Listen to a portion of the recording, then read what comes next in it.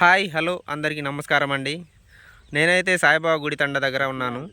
ఇది తెల్లదోమ పచ్చదోమ ఎలాంటి ముడత అనేది లేదు. అసలు ఏం మందు కొట్టాడు ఏంటిది అనేది ఈ రైతుని అడిగి అయితే తెలుసుకుందామండి. పురుగు అయితే విపరీతంగా వారం 10 రోజుల క్రితం పురుగు అయితే విపరీతంగా ఉందని చెప్పేసి రైతు అయితే అంటున్నాడు.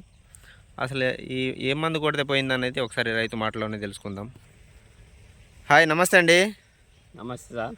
నీ పేరేంటిది? జాటోత్ సురేష్. మీ దాంట్లో పురుగు ఉండేనా? ఉన్నది సార్. అప్పుడు ఎన్ని రోజులైంది మందు కొట్టి? ఇది వారం రోజులైంది. ఏ మందు కొట్టావు? హర్క్లెస్.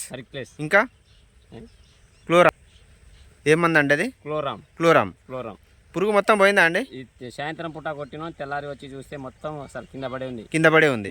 బాగుందా పురుగు? బాగుండేదా? పురుగు దొడ్డుగా లావు పురుగు ఉండే బాగా. ఎలాంటి పురుగు అయితే లేదు కదా? పురుగు లేదు. ఇప్పుడు దాకా ఎలాంటి అయినా పురుగులు వచ్చినాయా? ఏం రాలేదు. అది కొట్టి ఎన్ని రోజులు అవుతుంది? వారం 10 రోజులు అయింది. వారం నుంచి 10 రోజులు అవుతుందా?